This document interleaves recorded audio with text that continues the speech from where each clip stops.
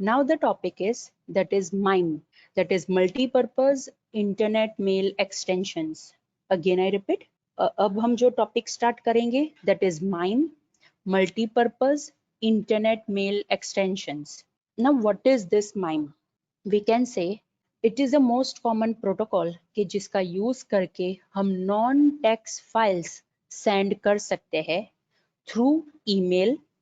Again I repeat, अगर हमें कोई भी नॉन टेक्स्ट फाइल्स सेंड करनी है, नॉन टेक्स्ट फाइल्स मतलब ऐसी फाइल्स के जिसके अंदर इमेज है, ऑडियो है, वीडियो है, अगर ऐसी कोई files with the help of email हमें सेंड करनी है, then we can use this MIME protocol.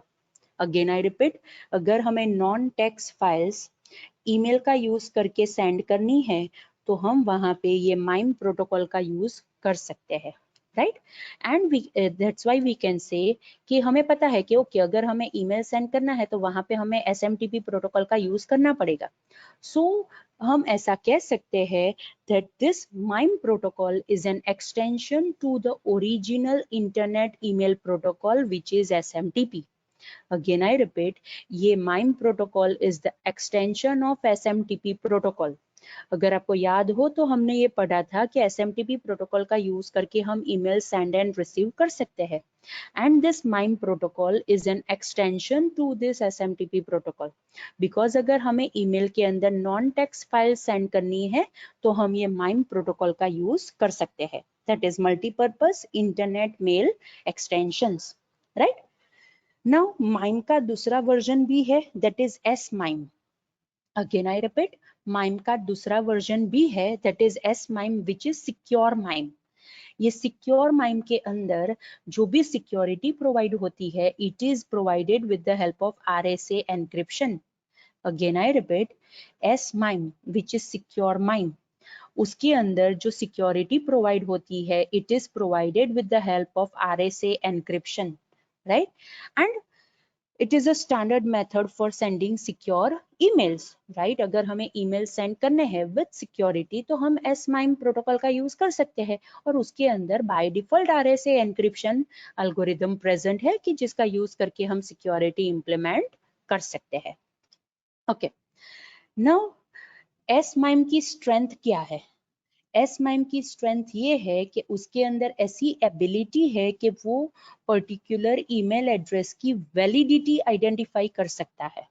Again I repeat, S-MIME के अंदर ऐसी स्ट्रेंथ है, उसके अंदर ऐसी एबिलिटी है कि वो ईमेल एड्रेस की वैलिडिटी को आइडेंटिफाई कर सकता है, right. It can validate the identities of the email addresses कि जो भी email send कर रहा है या फिर जो भी उस email का recipient है, right, उसकी identities को वो validate कर सकता है with the help of digital signature. Again I repeat, S-MIME की स्ट्रेंथ ये है कि उसके अंदर ऐसी एबिलिटी है कि जो भी ईमेल सेंडर और ईमेल रेसिपिएंट है उनकी आइडेंटिटीज को वो वैलिडेट कर सकता है with the help of digital signature. And this S-MIME is supported by all of the major email programs कि Outlook है, Outlook Express है, Netscape मैसेंजर है, ये सारे जो भी ईमेल प्रोग्राम्स है वो ये S-MIME को सपोर्ट करता है. In short, we can say that S-MIME is very straightforward, right? कि कोई भी हम ईमेल प्रोग्राम की बात करें तो उसके अंदर वो इम्प्लीमेंट किया गया है. But the thing is that बहुत सारे ब्राउजर्स ऐसे हैं, right, browser based email account ऐसे है कि जो ये S-MIME को सपोर्ट नहीं करते हैं. हमने जो पहले ईमेल प्रोग्राम्स की बात की, they are the softwares. Outlook Express is the software कि जो आप अपने कंप्यूटर के अंदर इंस्टॉल कर सकते हो और उसका यूज करके ईमेल को सेंड एंड रिसीव कर सकते हो. मीन्स वो आपके कंप्यूटर के अंदर है. We can also say it as an email compliant program. और S-MIME कंप्लायंट ईमेल प्रोग्राम मतलब ऐसा ईमेल प्रोग्राम कि जिसके अंदर S-MIME का एक्सटेंशन सपोर्टेबल है, राइट.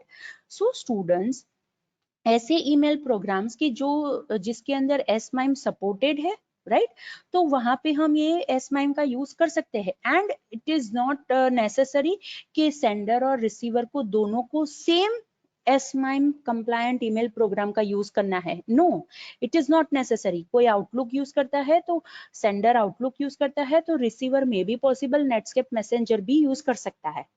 बट बहुत सारे ब्राउजर बेस्ड ईमेल अकाउंट्स ऐसे हैं, फॉर एग्जांपल हॉटमेल, जो ये SMIME सपोर्ट नहीं करते हैं, right? In short, we can say that this multi-purpose internet mail extension, that is MIME, is an internet standard, right? कि जो ईमेल कौन कौन से फॉर्मेट्स को सपोर्ट करेगा उसके अंदर एनहांसमेंट करके हमें देता है। पहले जो ईमेल्स थे वो सिर्फ टेक्स्ट फाइल्स को सेंड एंड रिसीव कर सकते थे, लेकिन अब हम ईमेल्स के अंदर नॉन टेक्स्ट फाइल्स भी अटैच करके सेंड और रिसीव कर सकते हैं। इन शॉर्ट हम ऐसा कह सकते हैं कि अगर हम ये MIME का यूज करेंगे तो हम टेक्स्ट सेंड एंड रिसीव कर पाएंगे, नॉन टेक्स्ट अटैचमेंट्स हम सेंड एंड रिसीव कर पाएंगे, which is in form of images, graphics, कोई एप्लीकेशन प्रोग्राम भी हो सकता है, audio, video, right? Message bodies के भी मल्टीपल पार्ट्स हो सकते हैं। अब तो अगर आपको पता हो तो कि मैसेज बॉडी के अंदर तो बाय डिफॉल्ट आप पहले से ही सिग्नेचर एम्बेड कर सकते हो, राइट? कि हर बार आप जब ईमेल सेंड करो तो उसके अंदर आपको वो पर्टिकुलर सिग्नेचर को एम्बेड करने की जरूरत ना पड़े। एंड हेडर इंफॉर्मेशन के जो नॉन आस्की कैरेक्टर सेट है वो भी ये MIME प्रोटोकॉल सपोर्ट करता है, बिकॉज अगर वहां पे हम नॉन टेक्स्ट फाइल्स हम सेंड कर सकते हैं तो उसके रिलेटेड जो हेडर इंफॉर्मेशन होगी उसमें भी मे बी पॉसिबल के नॉन आस्की कैरेक्टर सेट हो सकता है, और ये MIME वो भी सपोर्ट करता है, राइट? नाउ अगर हम हैंड रिटन ईमेल्स की बात करें या फिर ऑटोमेटेड जनरेटेड ईमेल्स की बात करें, राइट? दोनों टाइप के emails they are transmitted with the help of SMTP protocol in MIME format. Again I repeat students, अब हम कोई भी ईमेल की बात करें, सारे ईमेल्स हैंड रिटन ईमेल्स मतलब हम जो ईमेल टाइप करते हैं वैसे, और ऑटोमेटेड जनरेटेड ईमेल्स भी होते हैं कि जहाँ पे हम सॉफ्टवेयर प्रोग्राम में लिखते हैं कि हम अगर हमें ऐसा कोई ईमेल मिलता है तो हमें उसे ऑटोमेटिक रिप्लाई देना है, तो ऑटोमेटेड ईमेल जनरेट भी हम कर सकते हैं। सो दोनों टाइप के ईमेल्स हम SMTP का यूज करके ट्रांसमिट कर सकते हैं, and with in this SMTP protocol MIME format तो इंक्लूडेड रहेगा ही, बिकॉज अब हम कोई भी टाइप की फाइल्स को हम सेंड एंड रिसीव कर सकते हैं through email, right? So we can say कि अगर हम MIME एक्सटेंशन की बात करें, right, then this MIME is mainly designed for SMTP protocol. Again I repeat, this MIME extension is mainly designed for SMTP protocol कि जहाँ पे content types हम डिसाइड करेंगे, दैट इज डिफाइन करेंगे कि जो भी ये कम्युनिकेशन प्रोटोकॉल्स है, राइट, उसके अंदर कौन से कंटेंट टाइप सपोर्टेड रहेंगे वो हम वहां पे डिफाइन कर सकते हैं, राइट? नाउ ये जो ट्रांसमिशन की अभी तक हमने जो बात की उसके अंदर सर्वर का रोल क्या है और क्लाइंट का रोल क्या है, बिकॉज अपने आप तो ये MIME प्रोटोकॉल वहां पे ऐड नहीं हो जाएगा, राइट? सो सर्वर का रोल क्या है? सर्वर को MIME हेडर इंसर्ट करना है at the beginning of the transmission. जब ये ट्रांसमिशन बिगिन होता है, दैट इज स्टार्ट होता है, सो वो ट्रांसमिशन स्टार्ट करने से पहले सर्वर को MIME हेडर वहां पे इंसर्ट करना होता है। एंड क्लाइंट क्या करेगा? Client use this content type, मतलब वो पर्टिकुलर क्लाइंट का जो ब्राउजर है वो कौन से कंटेंट को सपोर्ट कर सकता है, राइट? वो कंटेंट टाइप, या फिर we can also say it as a media type header, right? It can select कि वो पर्टिकुलर कौन सी एप्लीकेशन का यूज करके वो व्यू करना चाहता है, राइट? मतलब अगर वो क्रोम ब्राउजर है तो क्रोम ब्राउजर कौन से टाइप के डेटा सपोर्ट करता है, अगर मोजिला ब्राउजर है तो मोजिला कौन से टाइप के डेटा सपोर्ट करता है, अगर माइक्रोसॉफ्ट एज ब्राउजर है तो वो कौन से टाइप के डेटा को सपोर्ट करता है। मीन्स वो भी इंडिकेट करना पड़ेगा विद इन द हेडर कि हम कौन से डेटा को सपोर्ट करेंगे, मोर प्रिसाइज क्लाइंट कौन से डेटा को सपोर्ट करेगा वो भी हमें वहां पे हेडर के अंदर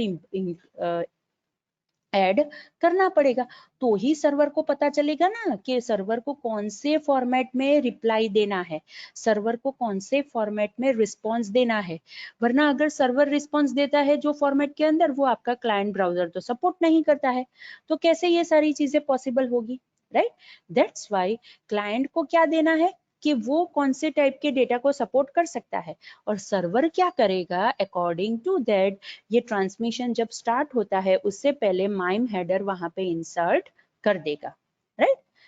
सो वी कैन से कि ये जो जितने भी हम व्यूअर प्रोग्राम्स बोल रहे हैं, they are known as web clients, या फिर we can say they are known as browsers, कि जिसके अंदर कॉमन रिसोर्सेज तो सपोर्ट होते ही है, दैट इज GIF इमेज है, JPEG इमेज है, they are the common resources कि जो बाय डिफॉल्ट वहां पे सपोर्टेड होती है। And along with that each and every browser has the ability to handle HTML files, right. So अगर हमें कोई इंफॉर्मेशन ट्रांसमिट करनी है, then we can transmit that information within HTML format, या फिर HTML लैंग्वेज का use करके हम वो डॉक्यूमेंट बना सकते हैं, राइट।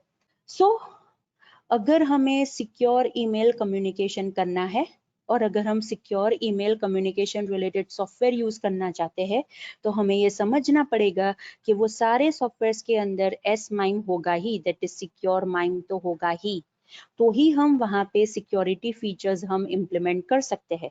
कौन कौन से सिक्योरिटी फीचर्स हम वहां पे इम्प्लीमेंट कर सकते हैं? एनक्रिप्शन है, ऑथेंटिकेशन है, मैसेज इंटीग्रिटी है। मैसेज इंटीग्रिटी मतलब कोई भी XYZ बंदा आके हमारे मैसेज को मॉडिफाई नहीं कर सकता है, राइट। वो भी हम वहां पे इम्प्लीमेंट कर सकते हैं। एंड दूसरी जो भी सिक्योरिटी रिलेटेड सर्विस है, वो भी हम वहां पे कंसिडर कर सकते हैं अगर हम S-MIME एक्सटेंशन का यूज करते हैं with in our secure email communication, right. Another most important thing, this S-MIME extension also ensures that जो email message होता है, it is sent by a legitimate sender. Legitimate sender मतलब जिसकी identity को हम validate कर सकते हैं, वैसे sender को हम legitimate sender कहेंगे, राइट। ये S-MIME प्रोटोकॉल ये भी हमें इंश्योर करके देता है कि ये जो ईमेल मैसेज आया है, it is with the help of legitimate sender, right, and it provides encryption for both incoming and outgoing messages. Again I repeat, it provides encryption for both incoming and outgoing messages, right. So students, this is all about the topic that is MIME, and the full form of MIME is multi-purpose internet mail extensions, right. Okay,